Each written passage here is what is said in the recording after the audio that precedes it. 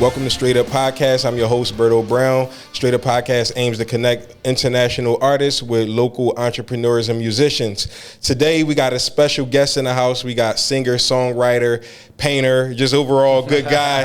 Hadi in the building. What's going on with you, man? Thank you so much for having me. How you feel? Yeah, I feel very, very excited. Yeah. We're probably by the time this comes out, the album would probably be closer to release or already released. But right now, as of now, it's like 9-10 days. Right. Who's counting? But Right. I'm pretty excited, so I can't wait. Right. So you got a full album that's about to drop right now. Can you explain a little bit about your album? Like, what is it? What's the style of music? How your music, pretty much just your recording process? Yeah. Let us know a little bit about it. So for me, in general, my release strategy is singles. I try to release a song every 6 weeks. Right. And usually around the time that a single gets released, I'd already had just finished recording the one that's to follow, right? But this time around is a little bit special because I had something prepped for release that was going to happen sometime around late Jan of this year. And then in early Jan, this thing came up with Mike Shinoda where he wanted to produce songs that were by artists that were brought forward from his community. So his community became his A&R. He calls it the A&R Army. Right. And so under the hashtag Shinoda Produce Me, this project came together. And my community on Twitch and my community in general, called the Inner Circle, and Mike Shinoda's community sort of came together. And this is really the byproduct of the power of community. And it just happened. Like Mike Shinoda basically listened to the submission that I sent through. It's a song called Clarity that I wrote, which is, to be honest, like I'm a big believer in the magic of the universe. Big believer in that. Big believer in like life leaving breadcrumbs for us as we keep going along and we follow the path, right? Sometimes, most times, we don't know where we're going. Right. We can have a plan, but a lot of times I feel like we had like some very inspiring conversations before we hit record. Right. So I definitely want to hear your thoughts on that as well. But like in general, for me, I try to follow through those little cues from life, these little nudges, and I try not to ask questions, just follow the gut, even though it kills me sometimes because because as humans, we want to always think about, you know. Yeah. We want to know, like, all right, if I do this, this should happen. If I do this, this should happen. But your gut knows best. You want to cut scene and fast forward just to see, but it doesn't work that way, right? So you just got to follow your gut. So for me, I wrote Clarity about 2 years ago. I tried producing it, and then I tried to work with another producer to put it together. It just never worked. And I'd been playing it live every so often, and it just never happened. And it's a song about anxiety. It's a song which is something that that's been part of my life for quite some time. And it's a song about mental health, and I guess the underlying core of it is the line is, won't you give me your clarity, which is, it's like, I know that I can't get my own clarity, so can I just borrow yours? That's it's like, it's a mess in my head. So just give me some of the peace that you got going for a little while. Basically, that's the idea of the song. That's amazing, man. Thank you. So Clarity, when Mike Shinoda was talking about this project, and he was setting up the hashtag, and he was talking to his community live on Twitch. I had just finished a Twitch stream, and I've been streaming on Twitch since last June, which we can talk about. It's changed my life. Now Twitch, that's the online gaming platform. It's like it's used mainly for gaming. But now it's starting to switch over to like another social media. So you'll find artists on there that paint and do digital art and stuff like that. You'll find musicians. You'll find gamers, obviously. But you'll find chess players. You'll find what have you. Just like pretty much anything. Even like podcast shows get live streamed on there. So there's quite a bit of everything, and it's taken on now. And I guess a lot of people, when we all were sent home to spend a year at home, we just needed avenues to release some of that energy. So that's what got me into it. But not to stray too far off the topic. No, it's all good, man. So basically, my community, the Inner Circle, and Mike Shinoda's community sort of came together. And when Mike saw my submission, he actually recognized me. And he said, I know we have a lot of Hadi fans in the chat that want us to do something together. And he was checking if I was in his chat. And so people in my community I wasn't watching the stream at the time. They were like texting me. Like, dude, get into his stream now because he's trying to reach you. And then I go in, and then they let him know they were spamming my name, so he So found out that I was there, and then he just picks up his phone and he sends me a DM on Twitter. Wow. And I was at home hanging out with my brother, right? And I just look at him across the room, and we're screaming like. Right. I mean, I got into music. That's a big move, man. I got into music because of Mike Shinoda. Right. You know what I mean? Right. Like when I heard In the End, it just sent me on this trajectory, right? Right. So it still feels a little surreal. And what happened was, the whole story of the album is this happened in January, and then, a lot of other artists were part of this project. Right. And he was kind of figuring it out as he went, and there was no there wasn't a confirmed date over this is when we're gonna do Clarity. Right. It was just we're gonna do it. And we're gonna see when it happens. Right. That was Jan. Yeah. That's quick, man. Yeah, but then but from basically after 2 weeks of sleepless nights because that was happening, literally couldn't sleep. Right. Because of that, just the excitement of it. Right. I realized that maybe there's an opportunity for me to do something more. Right. Because I'd been writing some songs and I'd been just sort of taking all these. Because when you're winning, there's a part of your brain that's also telling you that you're gonna fall apart and lose. Right. So I was battling those thoughts in that little period, bit from Jan to up until April. So I was just trying to use all that energy into songs to create songs that would help me, that would be cathartic, that would be a healing experience for me. So I ended up writing this record. Right. And in the beginning, I was like, I hope Mike does this ASAP because I can't sleep. Right. But then it got to a point where I was like, I hope he just gives me an extra 2 weeks because I need to finish the song and I don't know when he's going to do it. So it all worked out. By the time Mike did it, I would think it was the 6th of April, 6th and 7th. He did it over 2 streams. Right. I had already finished, I would say 95% of the record, just needed to finish some final touches. Reached out to my friend Sarge, who is one of my best friends of all time, and we've worked together before. He mastered Pressure, one of my latest single right now, and 7:14 p.m., another song of mine. So I reached out to him, just saw if he was available, and obviously Clarity was mixed, mastered, produced fully by Mike Shinoda. Right. But all the rest of the record was, I would say, stem mixed and mastered by my good buddy Sarge. So very long, short version of the story. That's amazing though, man. To have one of the people who you looked up to actually produce music for you and work with you on a project. That's what most people never reach that goal. And you reached that. How long have you been doing music? I've been doing music for. Man, long time. I would say maybe 20 years. 20 years, yeah, wow. 18, 20 years. Okay, you only look about 25 years old. Dude, man. I just turned 34. Take care of yourself, man. Yeah, thank you. Go. I try. Yeah. But I've been doing music since I was 14. So I would say 20 years. Okay. Yeah, go ahead. So what inspired? So we know Mike inspired you. What other inspirations did you have to get into music? Well, the thing is, for me, when music became a part of my life, I didn't really have much else happening. Didn't really have much of a personality, if I'm honest. I was kind of just the guy trying to hide in the shadows. Didn't want to.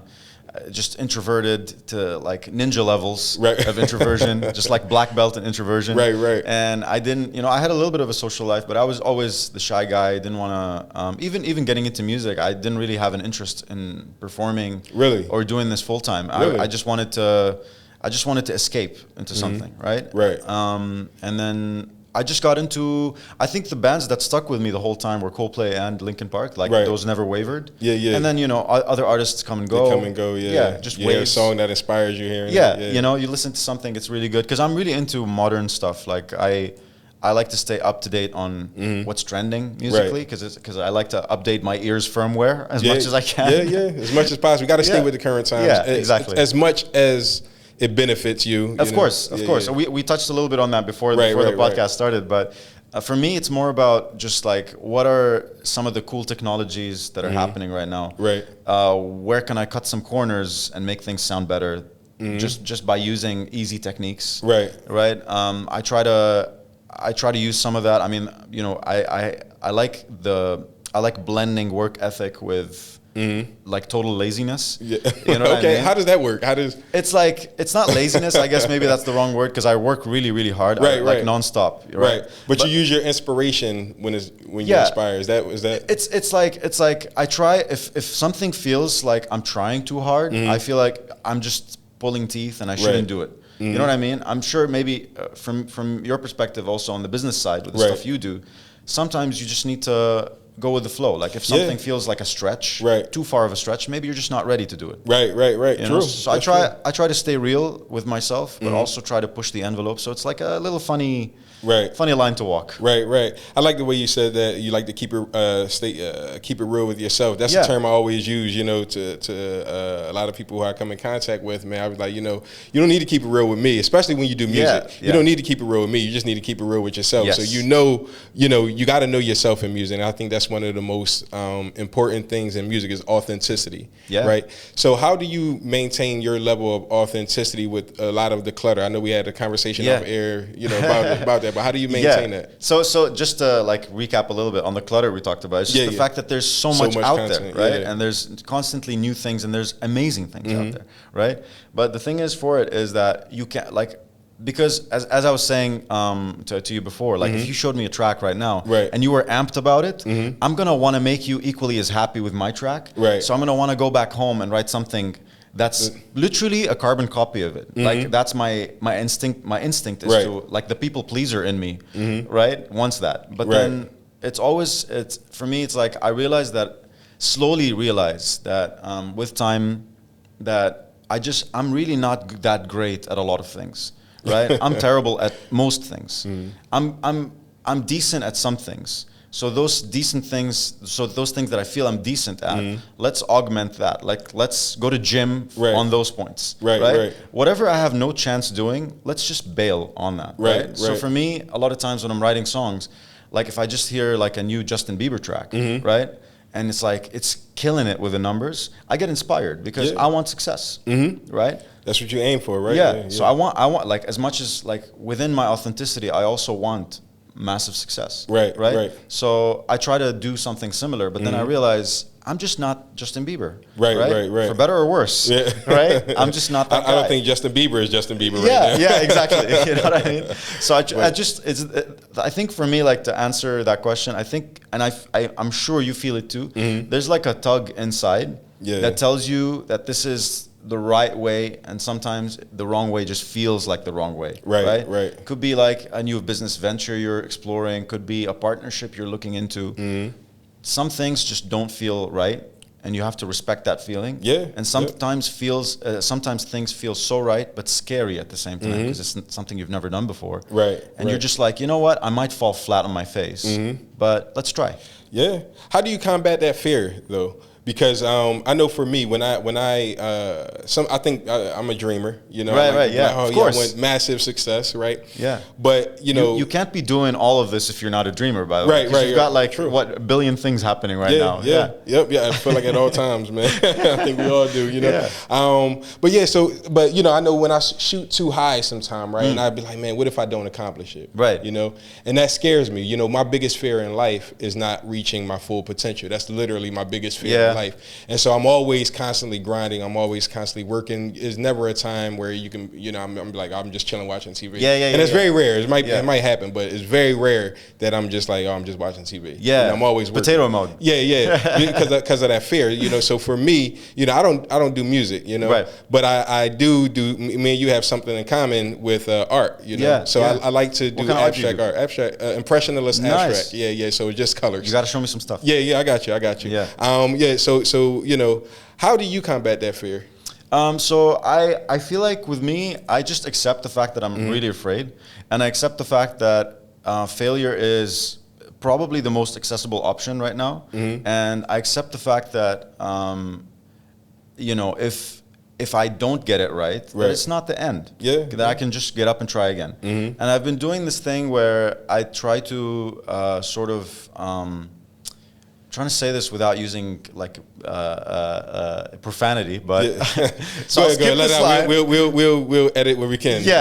So basically, I try to screw myself over by voicing out to people what I want to do, so that it makes me nervous, right? So it's like I can tell you right now that I want to go and tour the world, and I want to play these big venues that we hear big artists. I want to do that, right? I can't guarantee it. I don't know for a fact if it's going to happen or not. But you're putting it out there in the universe. But when I send it out there, it activates the thought in my mind, and I just feel like there's this little genius inside that starts Right. to do some work in my wiring Right. inside and starts to plot to make this maybe happen. Reality. Yeah, Yeah. just makes it Yeah. more likely than me taking that possibility away from me. So Right. so my thinking is always about like conditioning the mind and trying to trick myself into it. Right, And right. I live in fear like a lot.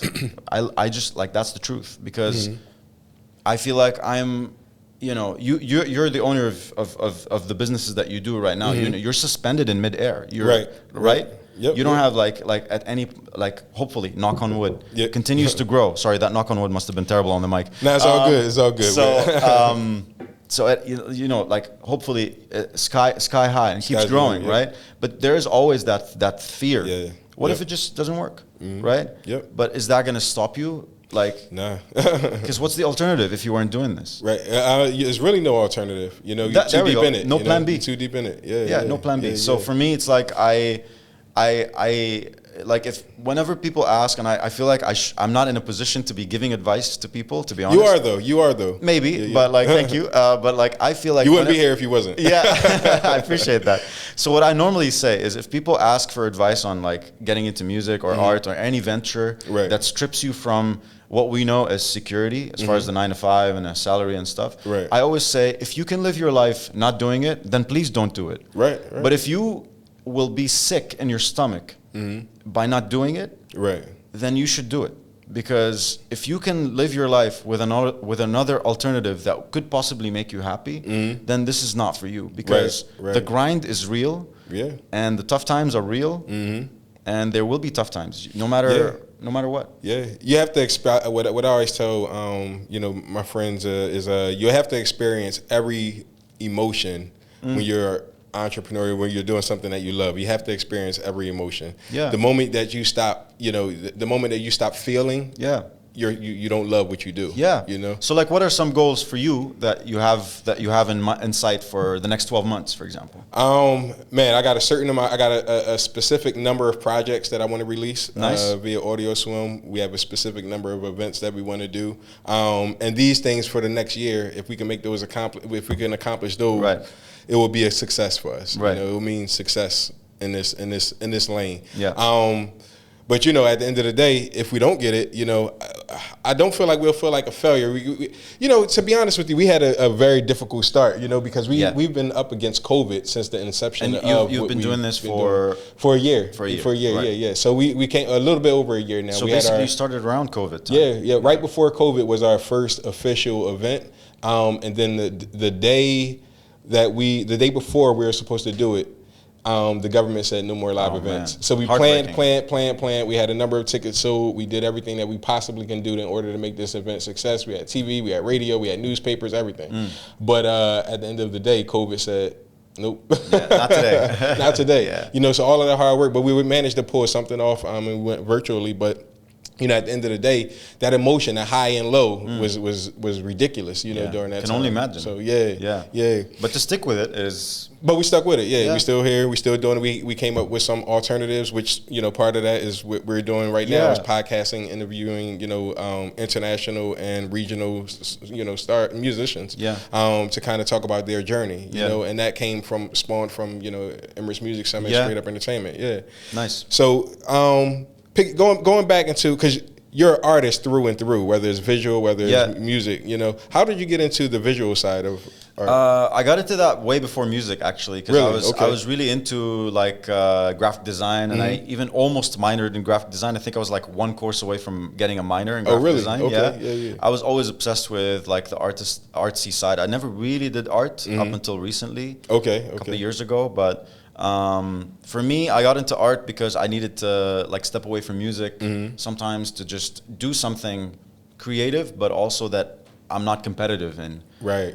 You know, so it's like art is this thing where it's like I don't really judge myself at all. In music, I tend to do that. Right. But with art, it's like I just don't refer to myself as an artist. Yeah. So in my head, I'm just like, you can just do whatever you want. Right, on, right. on You the don't put canvas. yourself in that box. Yeah, you're just Right. not an artist. It's fine. You know what I mean? Right, Like, right. you don't need to be critiqued, right? Yeah, yeah. So then it just became this thing where a lot of the art, like the artwork for Clarity and all of the other records, everything I've ever actually released, I've done the artwork for. I've shot Really? my own Okay. music videos Yeah, and yeah. edit them, all of them. You know, it's very strange to shoot your own music videos. Yeah, I know. I can imagine. Yeah, because you look like it's the epitome of a poser, right? Because you've got a camera pointed at you, no one's filming you, Right. And people so walking by. it's not even a... No, I just put it up on my phone. Wow. Yeah, Okay.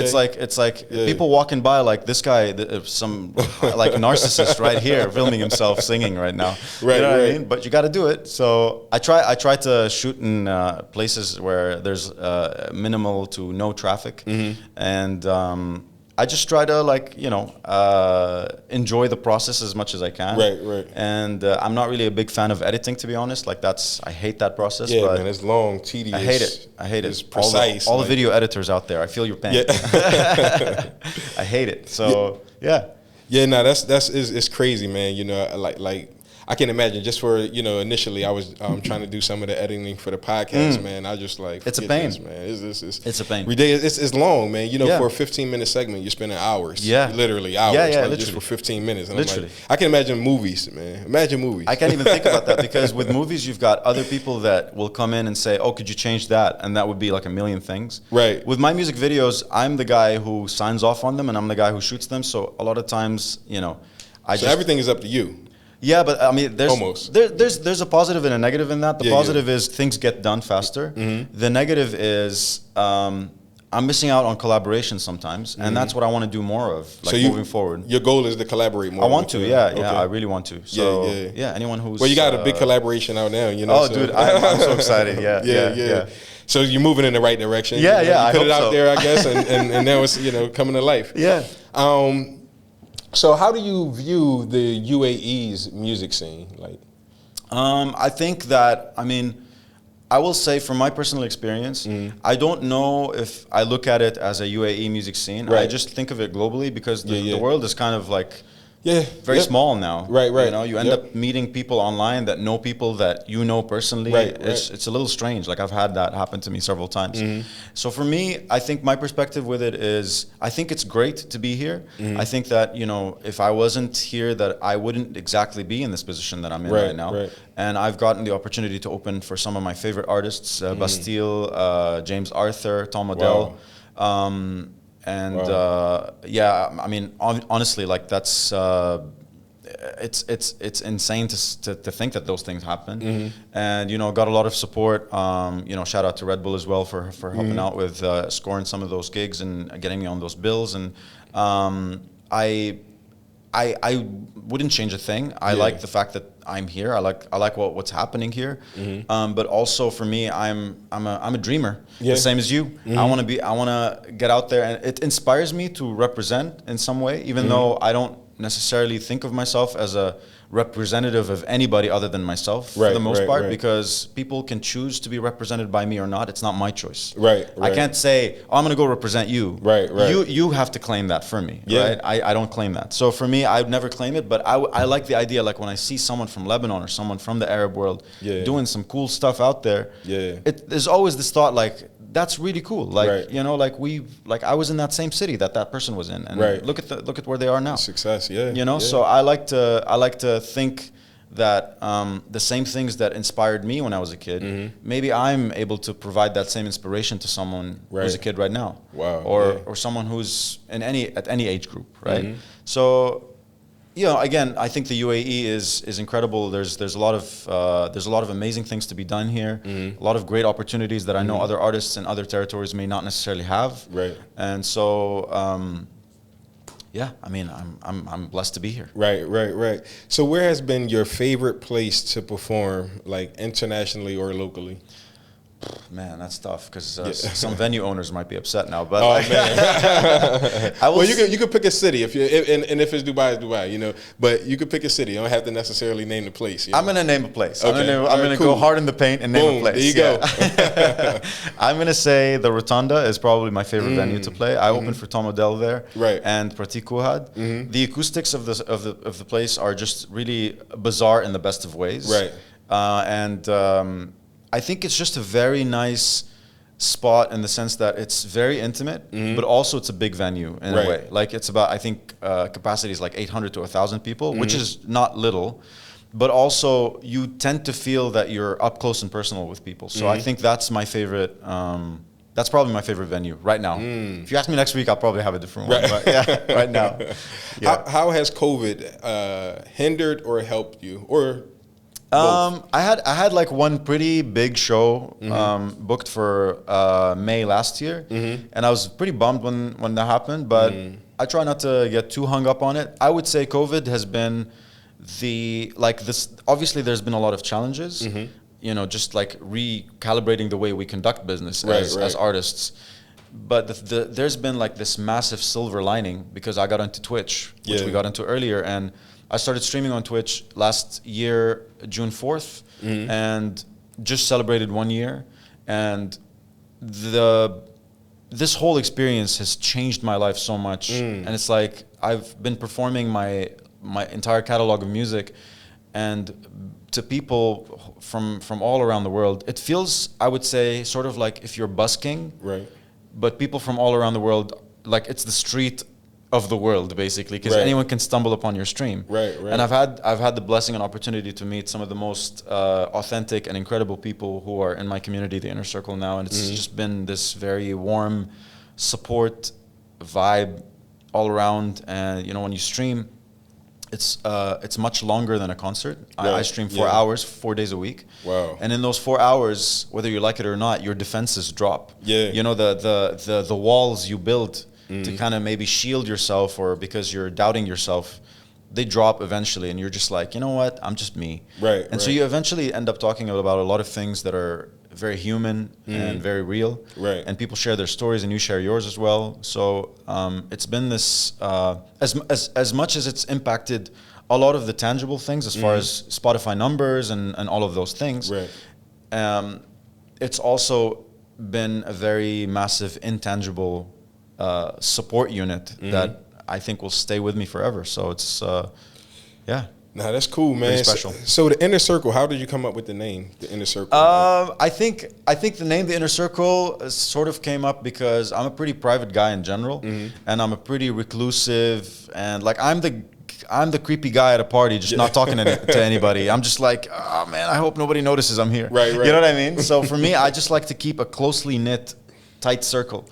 And these people have access to a lot of information that is personal to me. But everyone outside of that circle, I just try to, you know, just be as courteous as possible, but I don't like, I tend to get really shy and like I don't say much. So there's two modes. I either talk until the end of time, or I don't say anything. There's just nothing in the middle. So for the people in the Inner Circle, the idea was to just have this this spot that exists somewhere in the, I don't know, up in the sky, right? Because we're so connected through different, like through the cloud and whatever. But it's a space that brings us together, and it's become something way bigger than I would have ever imagined it to be.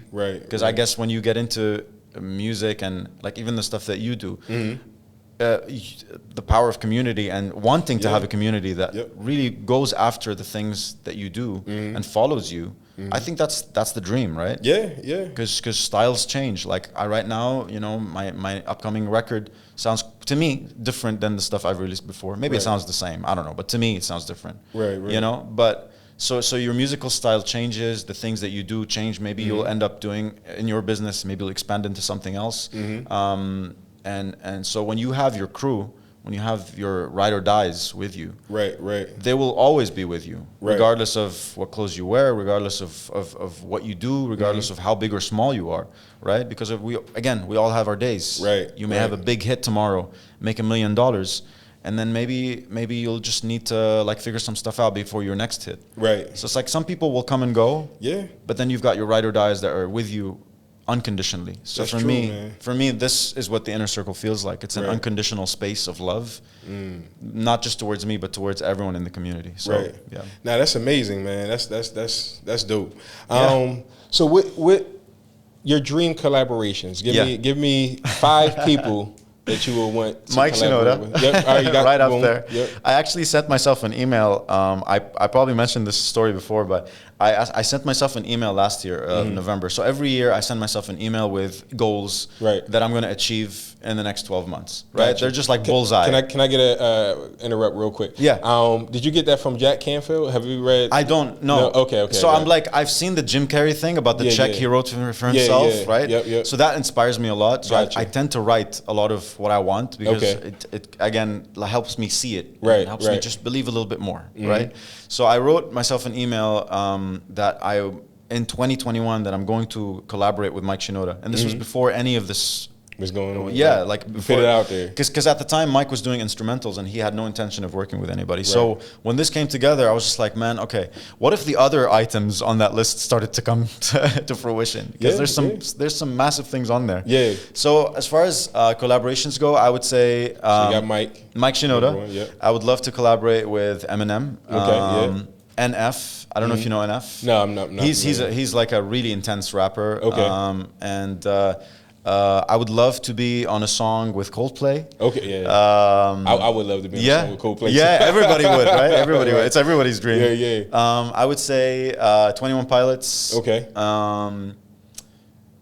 Man, I don't even know. Like, how much is that? 4? So that's 5. No, that's 5. That's 5. Okay, there we go. Yep. Yeah. Boom. All right. Cool. There's a lot more probably, but yeah, those are the ones. So how long have you been in the UAE? Like, I moved here in 2012. Okay. What about you? Yeah, I've been here 2016. Nice. Yeah. How's your experience been? Positive, man. Pretty positive. I look at it as a lot of opportunity here. It's such a welcoming and growing country that I feel like the opportunity is limitless. Sky's the limit. Yeah. Literally, sky's the limit. And how, as we see at Burj Khalifa. Like. Yeah. And how did you have to adjust, like because you were in the U.S. before? Right, and you were doing you were in the music industry. I was in music. I was doing so I had something called Hip Hop University. Right. It was a community-based program teaching hip hop to pretty much the community, and then how to utilize hip hop in a positive way. Right. And then Philly. I was managing. This was in Charlotte. So in Philly, I would work with a studio called Batcave Studio. Okay. It's the biggest hip hop based studio in Philadelphia. Nice. And shout out to Biz Porter. That was one of my mentors. Nice. So I was doing that in Philly, and then when I got to Charlotte, I started managing a few artists. So I worked with a number of artists, Elevated J, The Baby, De Niro Ferrar. Oh, nice. In Philly, I worked with Meek Mill, Beanie Siegel, Gilly the Kid, all of these guys. Nice. So when I came over here, I was like, okay, what's missing? Yeah. I'm a problem solver. Like, Yeah. When you fit in, Yeah. So and the reason for the puzzle is like you never know. Never change who you are, no matter where you at. Always Yes. be yourself. Yes. And then you'll fit where you're supposed to fit. So I'm always looking for what problem can I solve. Right. So I just noticed a couple of things that was here, and I met Ali, and we collaborated, and we've been growing ever since. So just trying to find different ways to help, man. And how did you have to alter some of the way you approach certain things, like compared to the US? It's very relationship based. I came over here not knowing anyone at all, like zero. Luckily, I found Big House has been Big House is amazing. Yeah, very big. Amazing. Support, so shout out to Big House. Yeah. I met Big House, who actually heard of Hip Hop University. And Nice. I didn't know, That's what you want. I didn't know it was as big as it was. We reached there. So he heard of Hip Hop University and kind of embraced me and introduced me to a few people. Nice. And it's been on ever since. Nice. But yeah, as far as networking and all that, I live in LA. Nice. So I'm driving to Dubai. Did you come here from LA? Not today. But but I'm driving from Dubai. I'm driving from Abu Dhabi. Yeah. And it's crazy, man. But the UAE is an hour and a half there. Yeah. It's the sacrifice, man. Yeah. So, I tell people I don't sleep, and I don't sleep. How does that compare to your commutes back home? Like, is it? I was in, so I'm from Philly. The studio that I worked in, I was from a spot called Uptown. The studio I worked in was downtown, and it was about 35 minutes. Right. So it's like 3 times the trip. The trip. And then when I was in Charlotte, it was about 20 minutes to get to where I need to go. But then I had a community program in Atlanta, which is 4 hours away from Charlotte. Wow. And so it's crazy, man. So I would wake up 5 o'clock in the morning, get to the program at 9 o'clock, end the program at 5 o'clock, drive back. Oh my God. Get back to Charlotte. Oh my God. And dedication. Dedication, but I wouldn't do it every day. Yeah. Once a week, Right. It was my program. I had employees that was Right. working for me, so it was a little different. But yeah, That's a brutal commute. Yeah, it was crazy commute. On a day, and then and there was several circumstances, several reasons for me but I did that at least once a week for 8 weeks. Yeah, that's intense. Yep. So yeah, it's different. I'll take this hour and a half drive. Wow. But this is why I say about the opportunity. That's Nice. available. Amazing. Yeah. So any advice, anything that you can give to any upcoming artist, anybody who I would say for people who want to do it full Right. on.